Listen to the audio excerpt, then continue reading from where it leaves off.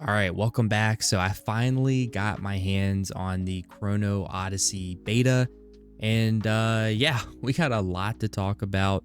But before I do that, I think it's important to mention that since I am a smaller channel and I'm not tied to any type of partnership like some creators, I'm just going to give you kind of my raw opinion, right? The good, the bad, and the ugly, and just kind of go everything that I noticed during my first playthrough, from the combat to the classes to the world design to PvP, the crafting systems. I'll kind of just share what surprised me, but also what still needs work, but it's got potential.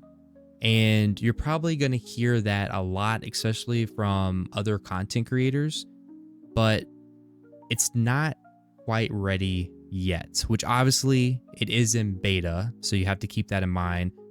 Also in the beta, we were only able to try out the early game, right? So we didn't have access to like the end game. So it's kind of hard to tell exactly what end game will feel like. Also, you'll probably hear this game be compared to New World because this game is very, very similar to New World. It's like New World 2.0, but let's get into it.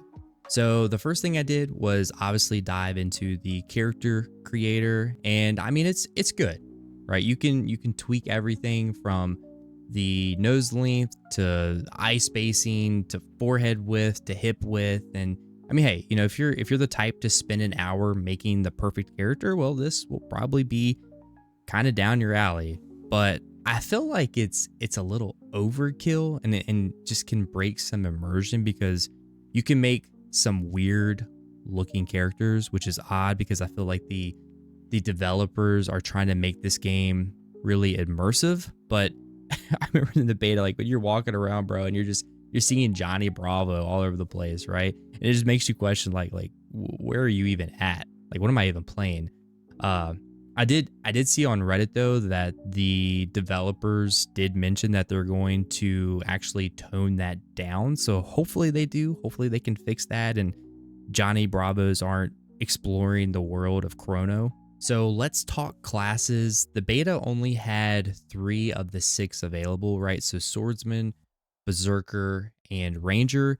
And due to the time constraints, I was only able to play Swordsman and Berserker, and there's definitely a difference between these two classes because, to be honest, I'm a big greatsword type of guy, so that was my first choice. And when I was initially playing with that class, I made it to level 4 and I was like, I can't do this, bro. Like I just couldn't do it. And I ended up remaking another character, which was the Berserker, and I had way, way more fun, which is kind of unfortunate because I really wanted to play with the Greatsword, but I just didn't feel that the Greatsword was all that great.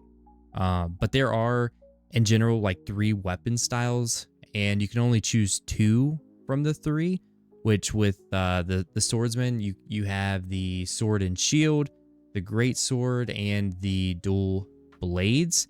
The sword and shield felt fine, right? It's not really my style, but it plays kind of like a tank, and then the dual blades were flashy and fast. I mean, they were fun. The great sword felt a little too slow and kind of clunky. However, when you play Berserker, that class just has way more sustain, way more heals, and just in terms of combat was a lot more fun. But with the Berserker, the weapons for that class is you have the battle axe, right? You have the twin axes and the chain blades, which was my favorite.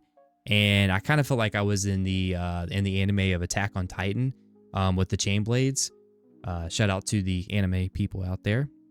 And then you have Ranger, which I didn't play that class, but it has crossbow, bow, and rapier. And I just heard that the range is just not as fun when compared to the melee, but I'm sure that will vary from person to person. And then the other classes that were not in the game yet, but you could see them in the character selector screen, was the sorceress, with the weapons being the staff, the manosphere, and the grimoire, which sounds pretty interesting.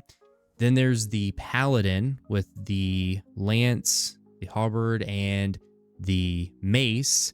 And then finally, with the last class, was the assassin with the saber, the wrist blades, and the musket, which is kind of a odd combination. But yeah, I'm sure the developers will adjust the skills or balance the classes as needed. But I was definitely disappointed with the swordsman play, and I almost quit the beta because of it. So the combat itself, it's okay. Now, this is subjective, and I'm coming from playing BDO, which is arguably probably the best combat in a MMO, and I would rate BDO's combat a 9 out of 10 because, let's just be real, nothing is exactly perfect, right?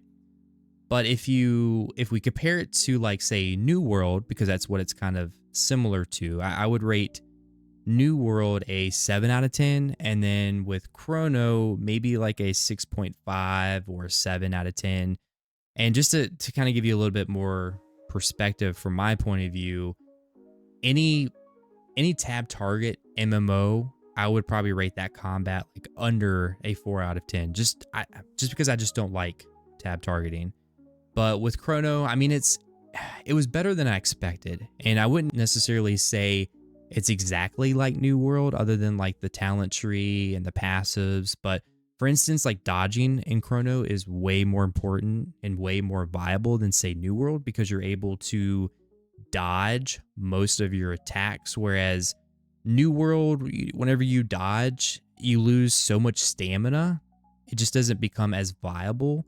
But I will say, when I was playing Swordsman, it was probably like a 5 out of 10 for me. I just could not get into it until I tried Berserker. So that was the big difference. But the combat, it is action based with an optional lock-on system that really didn't feel that great, to be honest with you. But I guess it's probably there to kind of help the console players.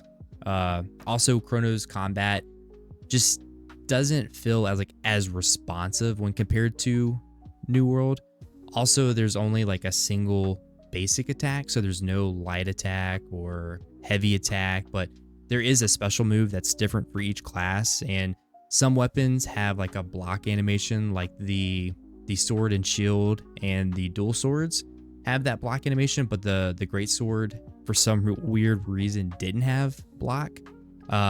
Now, when you do block, you can still take damage, but the damage is not as high. There is weapon swapping, which does feel really smooth, and it's a pretty big deal, honestly. There are actual benefits to rotating between your two sets mid-fight because of how the buffs and the skill trees work. So this combat is not as smooth as like Black Desert or as intense as like Elden Ring, but kind of maybe somewhere in between. And I mean, honestly, that's not a bad place to be, right? They just need to fix some of the animations. The movement can be kind of weird and clunky at times, and I would say it was, again, to kind of reiterate, it was worse with the swordsman class. But I remember I would try to dodge an attack either left or right, and I would end up going like backwards, which was like super annoying. There is movement inertia, so when you move your character, you would still move a little bit afterwards, even though you're not like really clicking the button. So again, it just adds to some of that clunkiness. It wasn't a big negative for me, but it definitely affects the gameplay. The camera view was also very annoying at times, and there were plenty of instances where I felt like I needed to like zoom out a bit, but I just couldn't. So the camera angle / view just kind of almost ruined the experience a little bit. So that can definitely like be improved. And then the mob AI, this definitely needs some help, right? Some enemies will kind of come at you full force while others just kind of stand there waiting to die. It was kind of weirdly like inconsistent. But the Chrono boss fights were really fun, and they felt really good. and really rewarding once you defeated the boss. And I feel like the boss mechanics and the movement felt better than just kind of facing the regular mobs. So let's talk world design. Now, this actually might be one of Chrono Odyssey's best features. It's actually open world, right? And it's not pushing you along a strict path, right? No level gating. You could literally run from one side of the map to the other side at level 1 and just go wherever you want, do whatever you want. But the catch is this game does not hold your hand at all when it comes to the objectives, right? There's like no big glowing arrows telling you where to go. The chrono gates, right? You have to find them yourself.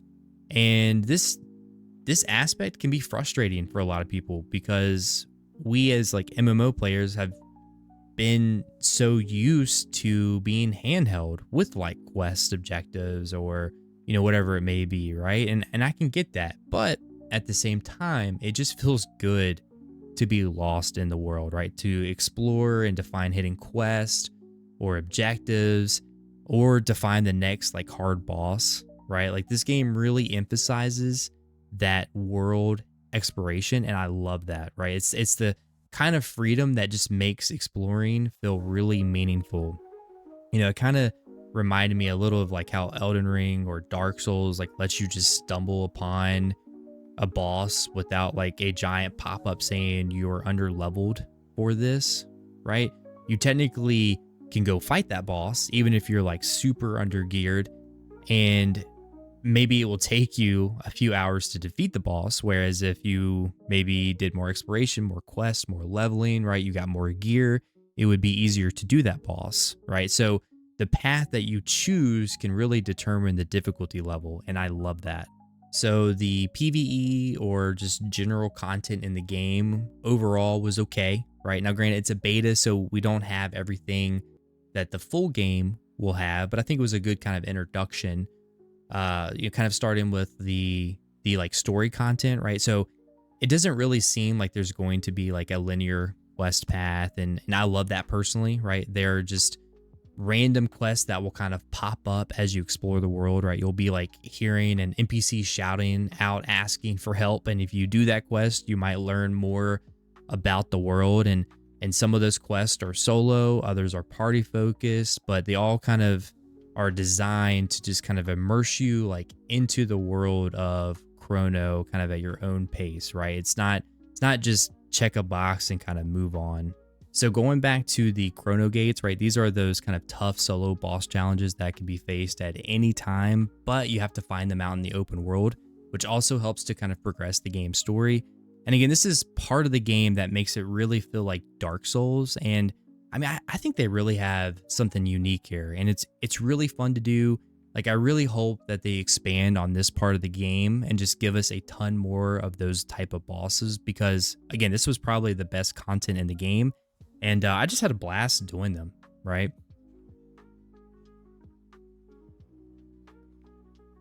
So where is this Earthbreaker person at? Chrono Gate? No shot that I jump down, right? There's no way. Well, I guess if I die, then I die, huh?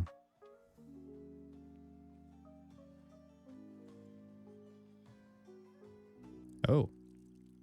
Okay. So that was the Chrono Gate. As you're kind of exploring the open world, right, there are field bosses and region bosses, and each region is protected by a ancient warden, or known as a region boss. And it's not just like a big HP bar with AoE spam, right? These bosses do have unique abilities, and they will wipe out your entire group of people. The field bosses, which now they don't really seem all too crazy, especially when you have a ton of people fighting them. You do have labyrinths, which are like these kind of caves that has like puzzles kind of built into them that requires you to solve them in order to get to the end. And I mean, it was a pretty cool experience, right? I mean, it just kind of breaks the game up a little bit, kind of gives you a little bit of a different pace to do things right in the game. And it's not like highlighted on the map. So you literally have to find these labyrinths out in the open world. So that was kind of cool. you do have time portals, and these are kind of scattered all around the world, and they do transport you into an alternate timeline. So, imagine grinding like a familiar area, right? And then you step through this time portal, and then you're seeing this zone in like a completely different way, right? It's a different period, a different layout, different enemies. So you're not just kind of replaying the same thing, right? You're kind of exploring the past and the future versions of the same world, which is pretty cool. There are bounty hunts, which is good and bad. Some of the targets are literally just standing out in the open, and sometimes it can be difficult to even know where they are because people have already killed the target. And so you have to like wait until it spawns again. So you're literally just running around until the target spawns. But I will say one of the targets was pretty cool, and I wish kind of all of them was like this.